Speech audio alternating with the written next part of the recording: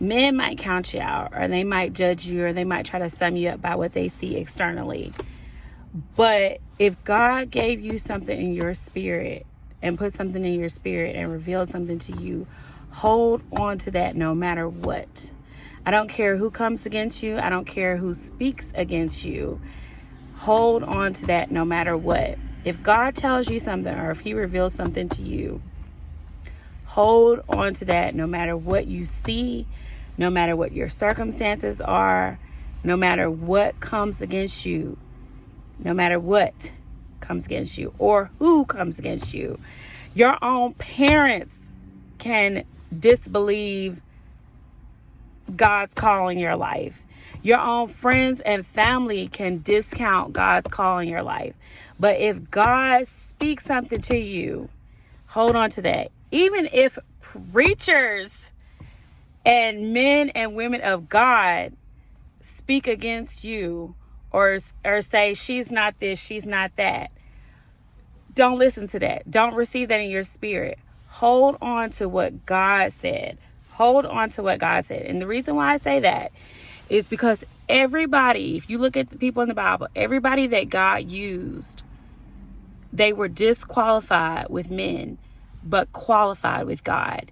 You may be weak, you may be insignificant with men, but God sees something else. God qualifies you. Look at King David. Before he was a king, his own father, when Samuel came to the house and was looking for a prophet, David's own father discounted David. Everybody else was considered before David. Everybody else was chosen before David. But what did God say?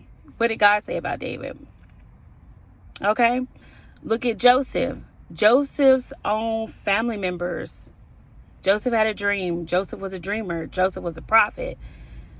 His own family, they thought he was crazy. They thought he was crazy. His blood relatives, his own father, they thought he was nuts. And what did they do? They threw him in the pit. But what did God think about Joseph? What was God's plan with Joseph? What did God say about Joseph? So that's why I said people can discount you, people can count you out, and people can say all things about you, but you got to hold on. I'm not saying their path was easy. No, it was not easy by any means. If you look at all those people in the Bible, their path was not easy, but God saw something in them that nobody else didn't see. God saw something in them that nobody else didn't see. Okay. So we have Joseph, we have David, and we have Moses. Look at Moses too. Just think about those people. They were disqualified with men. Men, they spoke against them. Men didn't think that they were qualified to do anything, or men put them down. But with God, they were accepted and they were qualified.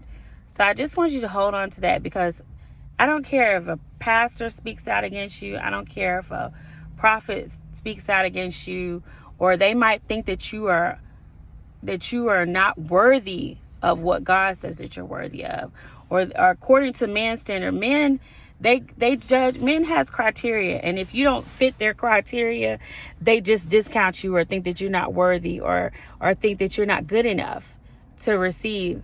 But God is not like that. And that's why I thank God for his unconditional love.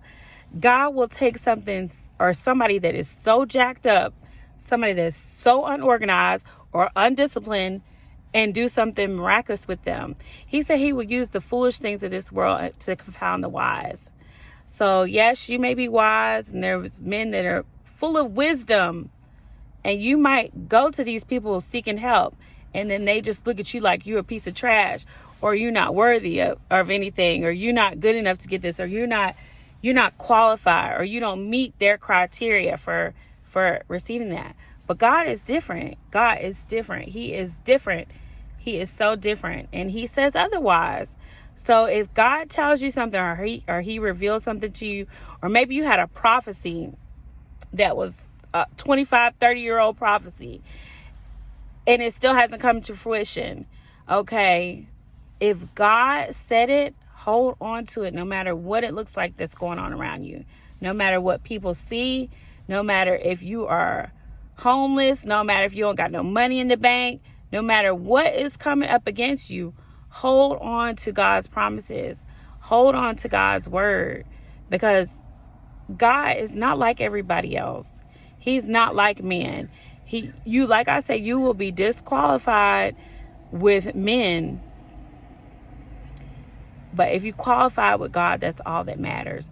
So hold on to God's promises and what he told you and what he says and what he thinks about you, okay?